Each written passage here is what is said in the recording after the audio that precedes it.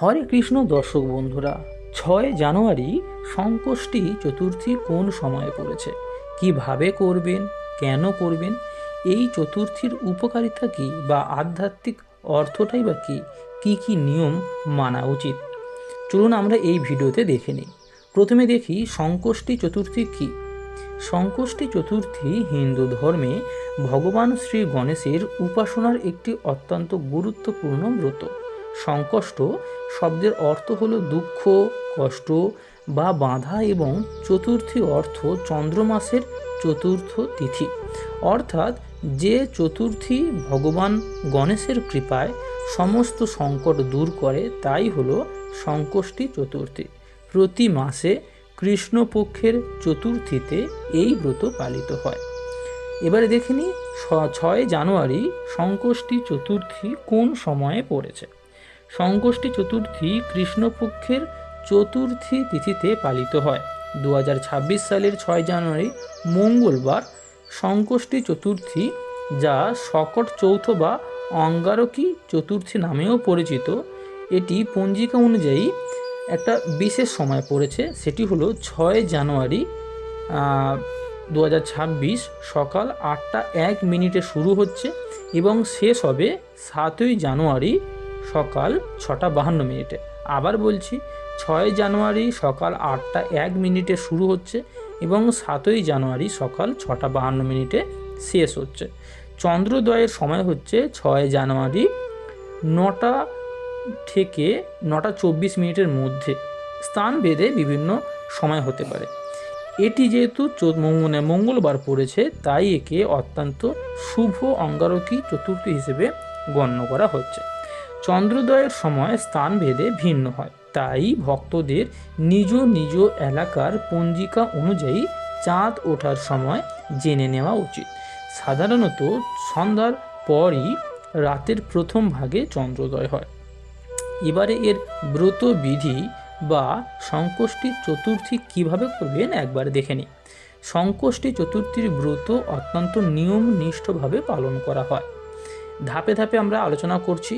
প্রথমে ভোরে স্নান করে পরিষ্কার পোশাক পরতে হবে, ঘর ও পূজাস্থান পরিষ্কার করতে হবে, ভগবান গণেশের মূর্তি বা ছবি যেটা হোক একটা স্থাপন করতে হবে, সারাদিন নির্জলা উপবাস বা ফলাহার করতে হবে, ওম গণপতয়ে নম এই মন্ত্র জপ করতে হবে, সন্ধ্যায় গণেশ পুজো করতে হবে, চন্দ্রোদয়ের পর চাঁদ দর্শন করতে হবে, চাঁদকে অর্ঘ্য প্রদান করতে হবে, তারপরে ব্রতভঙ্গ।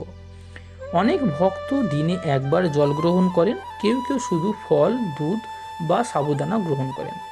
সংকষ্টি চতুর্থী কেন করবেন? এই ব্রত করার মূল কারণ হলো জীবনের বাধা বিপত্তি দূর করা, মানসিক অশান্তি ও দুঃখ থেকে মুক্তি পাওয়া, কর্মক্ষেত্রে উন্নতি লাভের আশা করা, সন্তান লাভ ও সন্তানের মঙ্গল কামনা করা, ঋণ, রোগ ও দারিদ্র্য নাশ হওয়া।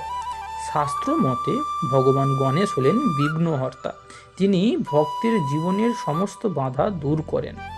এবারে দেখে নিই এই চতুর্থীর উপকারিতা কী আছে।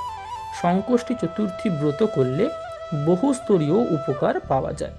মানসিক উপকারগুলি হলো উদ্বেগ ও ভয় কমে যায়, সিদ্ধান্ত নেওয়ার শক্তি বেড়ে যায়, আত্মবিশ্বাস বৃদ্ধি পায়। পারিবারিক উপকারগুলি হলো দাম্পত্য কলহ কমে যায়, পরিবারে শান্তি আসে, সন্তানের ভবিষ্যৎ মঙ্গল হয়। আর্থিক উপকারগুলি হলো কর্মক্ষেত্রে বাধা দূর হয়ে যায়, সাথে ব্যবসা চাকরিতে উন্নতি ঘটে, ঋণ সমস্যা ধীরে ধীরে কাটতে থাকে। আধ্যাত্মিক উপকারগুলি হলো ভক্তি ও ধৈর্য বৃদ্ধি পায়, আত্মশুদ্ধি হয়, ঈশ্বরের প্রতি বিশ্বাস দৃঢ় হয়। এই সংকষ্টি চতুর্থীর আধ্যাত্মিক অর্থ কী এবার আমরা আলোচনা করব। সংকষ্টি চতুর্থীর আধ্যাত্মিক অর্থ খুবই গভীর। গণেশের হাতির মাথা বোঝায় বিশাল বুদ্ধি, ধৈর্য, স্মরণশক্তি।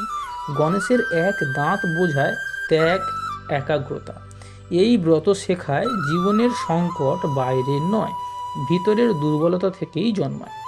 উপবাস মানে শুধু না খাওয়া নয়, অহংকার, লোভ, ক্রোধ ও আসক্তি থেকে বিরত থাকা, চন্দ্র দর্শন মানে মনকে স্থির করা, আবেগ নিয়ন্ত্রণও করতে হয়। সংকষ্টি চতুর্থীতে কি কি নিয়ম মানা উচিত? প্রথমেই দেখি আমরা, কাউকে মিথ্যা কথা না বলা, কাউকে অপমান যেন এই দিনকে না করা হয়। নিজের ক্রোধ বা রাগ যথেষ্টভাবে সংযম করা উচিত। মাংস, মদ্যপান বর্জন করা উচিত। ব্রতের দিন ঝগড়াঝাঁটি এড়িয়ে চলা দরকার।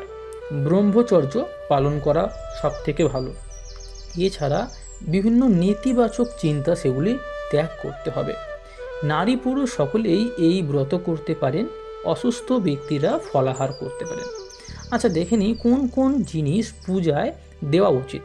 গণেশের পূজার প্রিয় উপকরণ দূর্বা ঘাস, মোদক, লাড্ডু, লাল ফুল, ধূপ, প্রদীপ, চন্দন।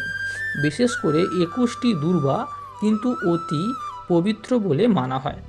6 জানুয়ারি সংকষ্টি চতুর্থী কেবল একটি ব্রত নয়, এটি আত্মশুদ্ধি ও আত্ম উন্নতির এক পবিত্র সুযোগ। নিয়ম, বিশ্বাস ও ভক্তি নিয়ে এই ব্রত করলে ভগবান শ্রী গণেশ জীবনের সমস্ত সংকট দূর করেন। আমরা জানি, যেখানে গণেশ ঠাকুর সেখানে কোনো বিঘ্ন নেই। ভিডিওটি কেমন লাগলো আপনি কমেন্ট বক্সে অবশ্যই জানাবেন। সাথে একটি লাইক করবেন, বন্ধুদের সাথে শেয়ার করবেন এবং সাবস্ক্রাইব করবেন পরবর্তী বিভিন্ন চতুর্থী, বিভিন্ন ব্রত বা বিভিন্ন একাদশী সম্পর্কিত প্রশ্নের উত্তর জানার জন্য, দেখার জন্য। নমস্কার, দেখা হচ্ছে।